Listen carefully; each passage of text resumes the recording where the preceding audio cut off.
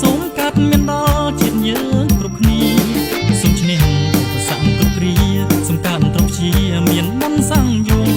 ទាំងមន្ត្រីរាជការតូចធំយើងសូមជូនពរដោយចិត្តស្មោះស្មោះប្រាជ្ញាស្នាដៃក្នុងគុណប្រាជ្ញាស្នាដៃក្នុងគុណឆ្នាំថ្មីចម្រើន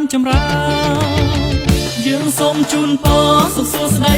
ឆ្នាំថ្មីចម្រើនក្រុមប្រការមន្ត្រីកសិករទាំងរដ្ឋា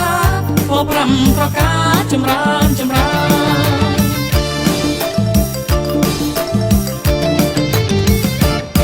អ្នកធំសូមឲ្យបានធំឡើងអ្នកតូចទៀតស្ដាងសូមឆាប់លូតលាស់